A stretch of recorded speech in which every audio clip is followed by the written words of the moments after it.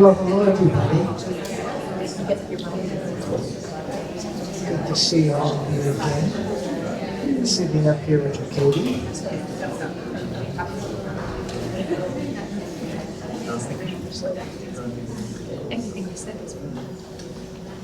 So Katie, yes, you know, Katie and I met to just talk about how we might want to share for today. And we met at, what is the planet? The plant shack. Oh, the plant shack. I've been sending everybody to the planet. I wonder where they ended up. I don't know.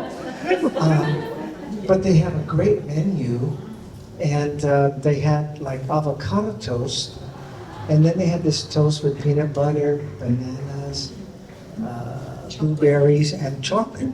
I thought, oh, that sounds good. And they came with a plate with three pieces of toast mounted with all of that. And I did good with taking care of two. We just had a great talk because I think Katie really embodies living lightly and fully. You know, Katie, I thought I would just start with, just something that was really profoundly hit me in what Sydney Banks shared, and then hear what you have to say, what people have to say. But I just think it's a nice way to begin to look at how we can live fully and lightly all the time. It's possible. But we were at a meeting with him and talking about in the States, North America and the United States, at this time, they were trying to find ways to put into kids self-esteem, programs, ways of teaching that would give them self-esteem. And he looked and he said, what? In a way, he didn't say what, but he looked like, what nonsense. Because everybody has self-esteem, were it not for their silly beliefs. And I think, isn't that profound? I've been reflecting on that ever since. But it's kind of like a way to look at everybody who lives lively and fully, were it not for our silly beliefs.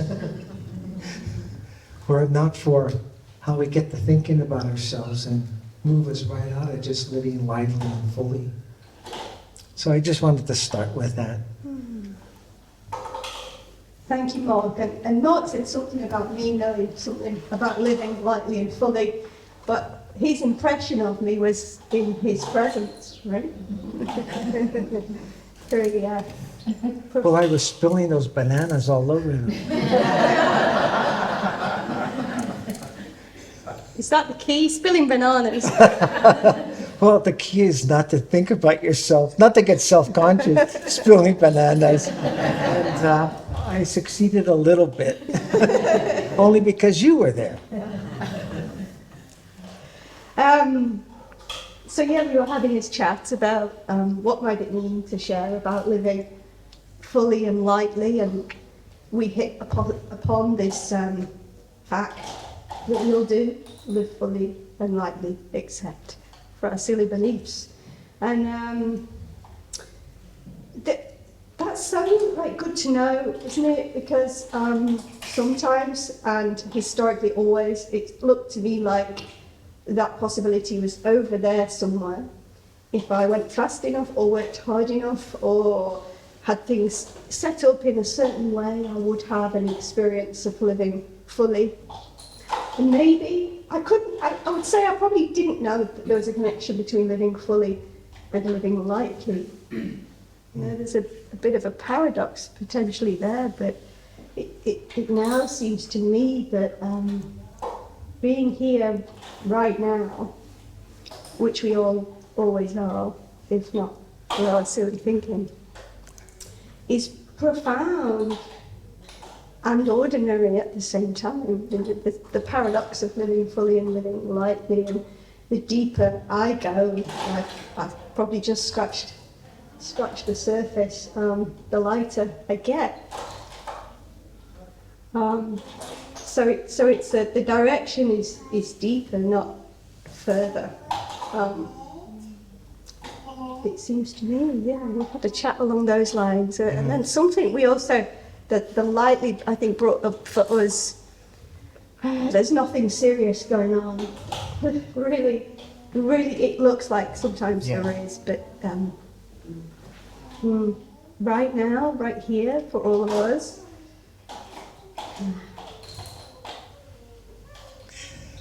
Well, I like that because, again, that's the only thing in the way is we get serious. And that's just the sign that we're moving away from just being happy. You know, the other thing I notice as we're talking right now, we're trying to make sense of this title. Oh, yes. You know, and you know, it's like, it's a lot of work to try to make sense of this title. Rather than talk about the fact that, you know, we can be happy, we can feel love and understanding. And also, whenever, I know for all of you, I bet, whenever something rang true to you about this understanding, watching Sid or listening to someone speak, being at one of the programs of some of the presenters, when something struck you, didn't you get a load off your shoulders? Didn't you feel light?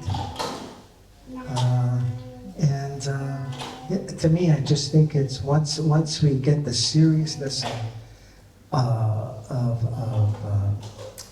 engaging our thinking out of our minds, we just lighten up. Humor comes. All kinds of wonderful feelings come. I bet you've all seen that. And that, you know, that's just the way that we are all part of mind allows both Katie and I to say, the minute you just get quiet in your mind about yourself, the minute you just let go of your own personal thinking, in come these beautiful feelings. In come the feelings that make for feeling light or feeling full because you're just really in life again.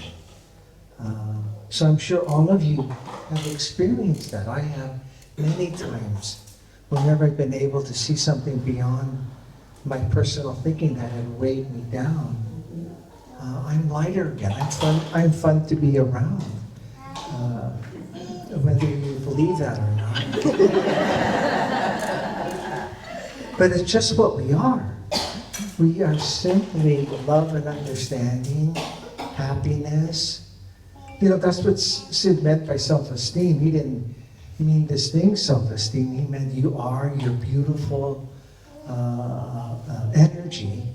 The minute you just stop thinking about yourself, it'll rise to the surface.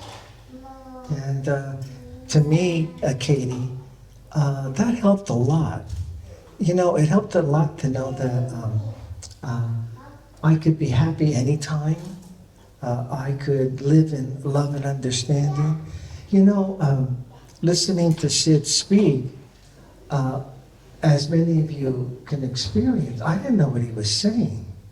You know, I got a feeling from that. But then he said it's just love and understanding. I said, I can do that. I can start to move to love and understanding. And it's just beautiful to know that I'm the only person in the way of that. Nobody else, no kind of thing outside of me, whether it's work, how the business is going, people in my life, nobody like that can get in the way of me being happy. It's what I do with thought. And to me, that's really simple. Did you want to say anything? No.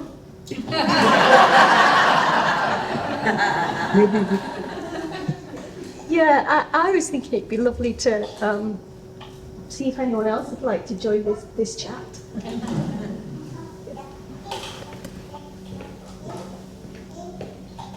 I think the other thing with the lightness is space. There's a sense of space. So when anything is anxious or we feel compelled, then our options close down. There's no sense of space or lightness. And so the other, I think, attribute to it is space. And I think about Roger Federer hitting a shot in tennis, and he looks like he's got all the time in the world when he hits a beautiful shot. And there's something about that as well that's, if I'm talking to clients and they're wondering if they're making the right decision, or I just say, how much space is there around the decision in our lightness is there? And that tends to be, I think, when you're, as Dominic's talked this morning, moving towards you're getting hotter, because you're allowing something to flow through and the thoughts drop away. There's that space and time.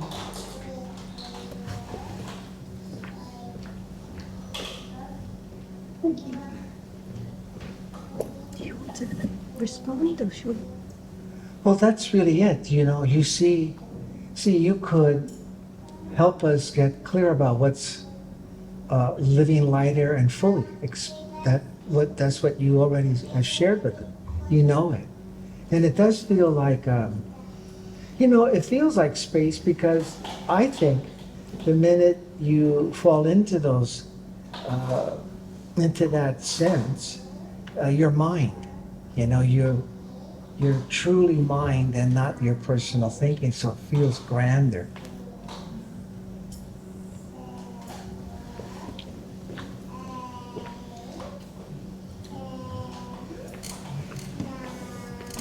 I've got a confession to make.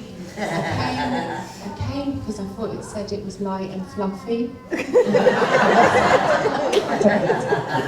said to my friend, does that say light and fluffy? She said, no, like, even, what does it even say? I don't know. I swear I thought that's what it said. I thought, oh, that sounds great, light and fluffy. So, yeah, that just made me laugh. I thought I got it wrong, but I didn't really get it wrong. But I just thought like, so yeah, that's what I'm going to say, living light and fluffy, because I can't say the other thing now. But I was thinking back to being a child, and I think just how much fun I used to have and didn't take myself too seriously. And then I made up all these beliefs about, because I grew up in difficult circumstances, I thought my life's just going to be a real struggle. It's a struggle. You're all right over there, but for me it's a struggle. I don't have any parents, I don't have this, I don't have that. I've grown up with children, so my life's always going to be a struggle. And I still had a lot of fun, raving and having a good time, but underneath it all was this huge belief, life is a struggle and it will always be a struggle. And then when I came into this understanding, it just went away. It went away, life isn't a struggle. It wasn't a struggle at all. That was a huge belief, like you said, it got in the way for me. And it's not there anymore. So life is light and fluffy. And sometimes I'll forget, but I forget for such a short amount of time now. And then I just laugh at myself and think, you're just being ridiculous, stop it. And then I'm back again. Yeah. And I can do that for myself now. I don't have to have anyone tell me that. I just like, and then I just laugh about how silly it all is, really. It's made up and ridiculous. So then I just think, nah, it's all good. And then that's like, and that's come from this understanding, really. So that's, yeah. So I should be being light and fluffy.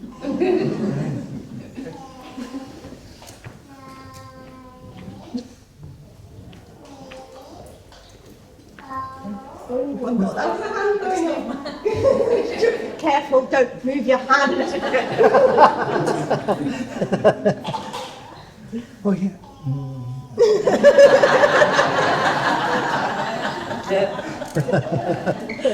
But that's not that just reminded me, I just got the image of, as a kid, my next door neighbor and I had bikes, and we would go the whole day. and it would just be an adventure.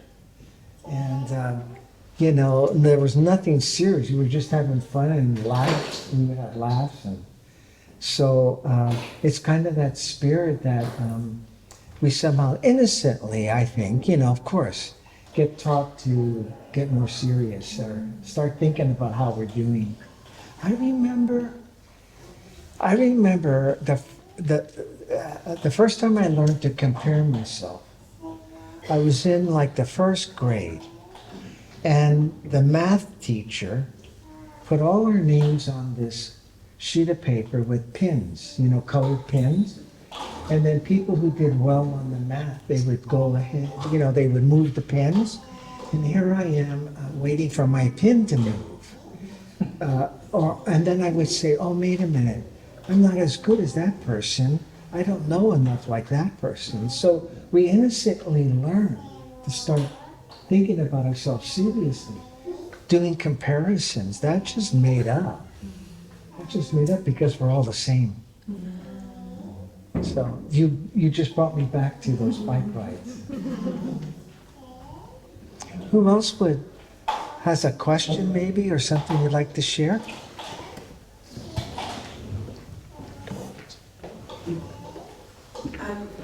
I was a little reluctant to bring this up, but it's real. Excuse me.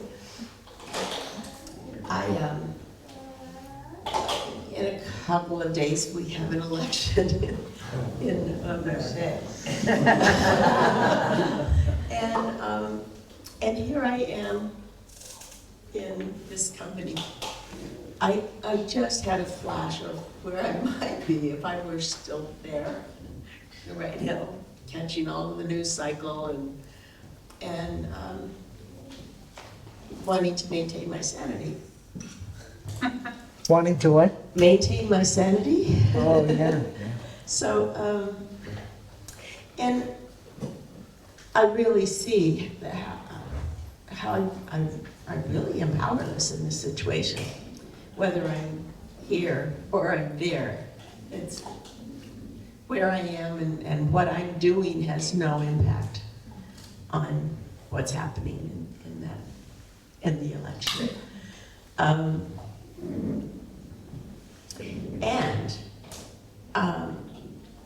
Thank you to everyone here, all of the everyone's here who are reflecting truth to me 24/7. Because I get there and I'm there a lot. But it's much easier here with all of you and with this focus, this beautiful focus. And I just wanted to express my appreciation for this is the work of living life and fully. And I really do appreciate everyone. Thank you.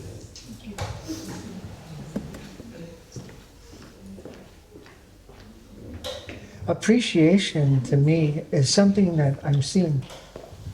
Appreciation I'm seeing a little more fresh about how that's really another blessed way that the intelligence of mind speaks to us, is to just see moments, just to appreciate, just like being here, appreciating what you've been able to see.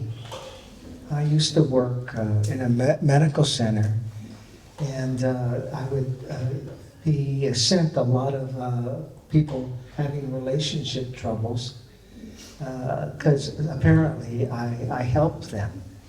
And they would come in and they'd be at one another, you know. They'd say, okay, Dr. Howard, I want you to fix him, or my partner. And that other person would say, no, fix them, you know. So, but in the midst of all of that, there were times they'd get a moment where they were tender. In the midst of all of that, they would have a tender moment, like hold hands. One person might put their arm around the other person. One would scoot closer, and then they go back at it, you know. And so I saw that what I needed to do was help them appreciate that the minute they had that moment of tenderness, they were in love. They were in the depth of what we truly are. That was an expression of, despite the fact that for 45 minutes they were up in the world of swirling troubles and judgments and so forth, that they dropped into what they were looking for. They didn't appreciate it because they thought all of this had to be worked out. All of our thinking had to be worked out. But in that moment, in came the intelligence of mind and gave them what they were looking for. But they didn't appreciate it. So when you were talking about appreciation, that's where the Sid always says, you know, you're not going to change the world, but what you do is you be selfish about your spiritual understanding. And that will ripple out. Because if you're living in love and understanding, that will affect the people around you. And that will affect the people around them. And so being selfish for maintaining your level of consciousness and your goodwill and your love, you can never lose. No one can take that away from you, no matter what happens outside of you.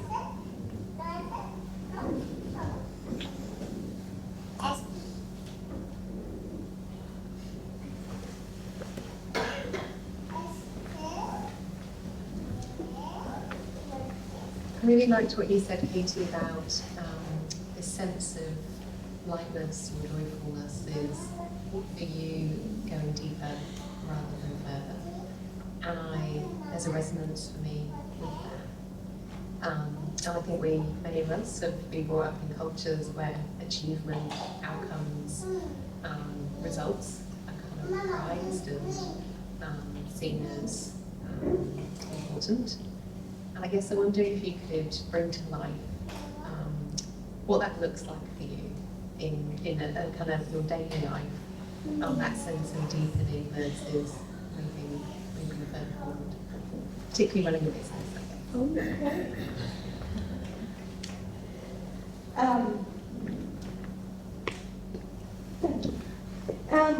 I love the words that you used, Mark, and tender.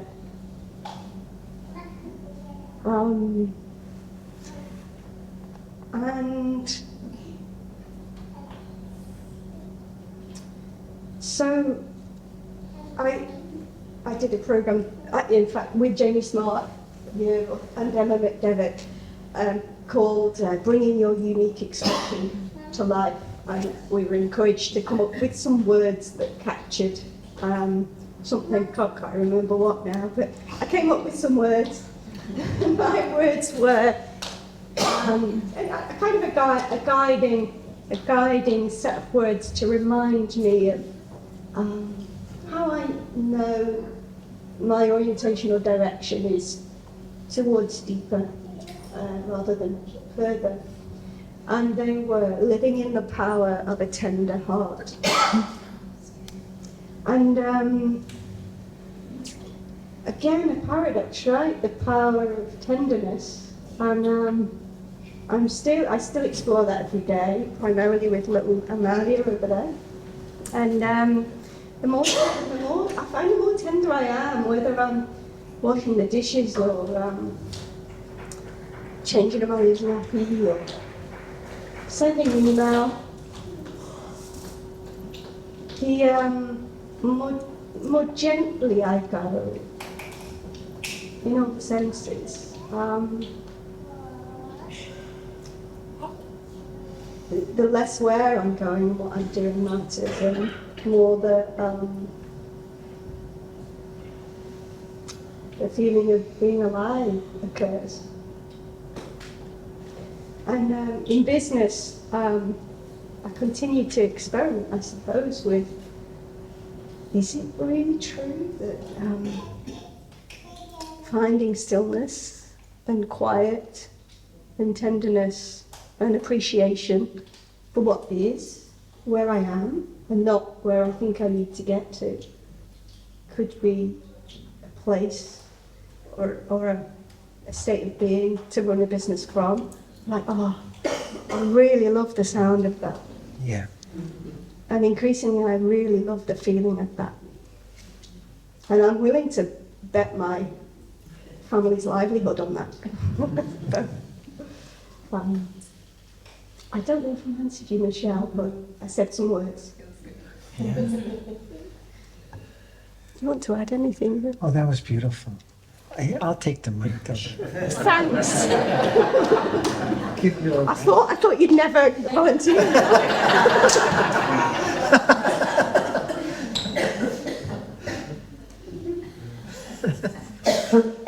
Thank you. We have not been disappointed with the lightheartedness for sure.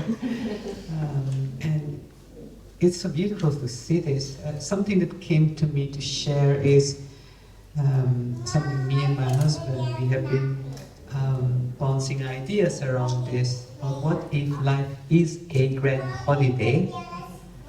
What if we were to live life as a holiday? I heard Dickens say something similar about what if we are on a vacation, the feeling of vacation is within.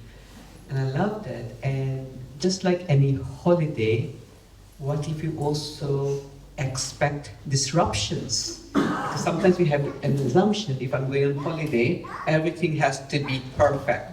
Okay, there hasn't got to be any delays on the flights, and A to Z you should be planning. But the beauty of this reminder for me is like, yes, life is like a holiday, and we get to, if we don't like the setting, we can always move to another setting.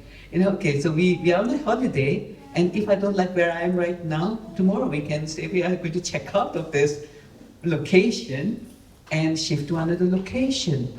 And it's just a very creative way to just use language for creation. Like, hey, remember, let's make it. It feels serious. It feels like, oh, this is like a big deal, and it's not a vacation. This is like tough and work and how life should be, or how I should be living life. But the more I remember to show up and create as if this is a vacation, and I get to bounce ideas, check myself out, and if I don't like this location where I'm, my state of being, I can always move to another location, and also like expect disruption rather than saying, oh, there won't be any disruption, no positive thinking on it. No, expect disruption, because Sidney Bank's words like, life is a contact sport, and we play this game of life, we do get hurt.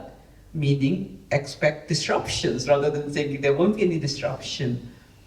And that has been like, just when I remember to come from that place, it's like, I remember to, oh, it's my silly beliefs. I love the silliness, by the way. I used to think about, oh, it's contaminated thinking kind of thing. And rather than contaminated, which is a strong word and it does the trick, but there's also like, there's a silly thinking, like a silly Billy. Come on, don't be silly Billy. And the beauty of this room is in the backdrop, you can just listen to a child, just living life fully. And we all know how it is so easy for us to get there, and then how, except for our silly beliefs, we don't go there. And there was, I think, Michelle in that room talking about how just like Jenny's daughter who was doing this, we could all do that in a way, except for like silly beliefs, like, oh, we can't. So thank you for this reminder of this lightheartedness, and it's so simple, and when we are not overthinking, overcomplicating life. This is beautiful. Oh, Ronnie, that was beautiful. Kind of a holiday feeling inside. Inside. Who else would like to share, have a question? Somebody has to, now that I'm Katie's been running all over it. Oh. Well, we have time for one more question or sharing. Okay. Oh, good.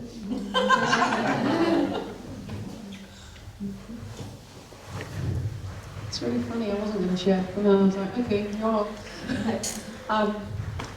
So, I've been in sport for elite sport. I was a national player and a national coach in my sport, netball. And one of the things I really saw was just how, as a player, I thought that there was me and then there was this optimal functioning state called the zone. And that it was me and somewhere for me to get into. And I realised, oh no, Denise, you are that zone. You are that space. And it was just a huge relief because I spent my entire national career playing, thinking, and trying to get into something that I already was. And I had a horrible time of being a national athlete. Really didn't. It should have been the best time of my life, but it really wasn't. I struggled, and I was struggling to be the best that I could be.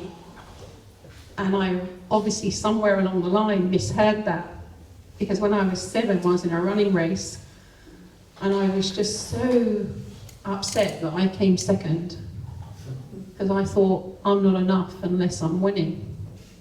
And that sowed the seed for me to be, if you like, a high achiever in life. And this was panned out in all of my life. And I lost the feeling of playing freely. And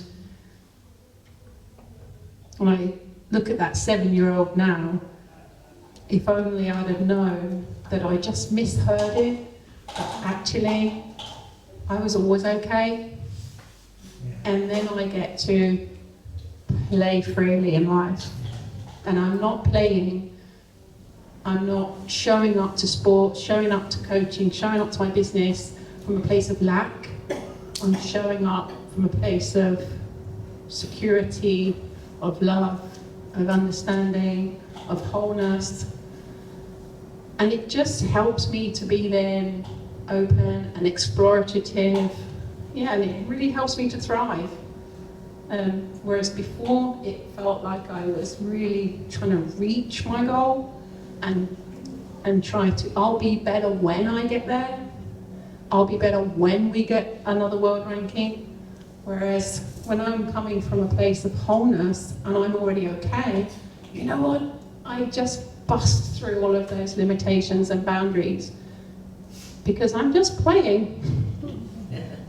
Thank you.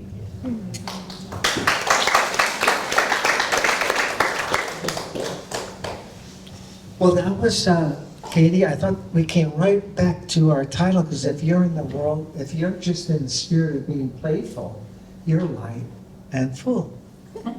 And so, Katie, it was great being with you. Yeah. Thank you.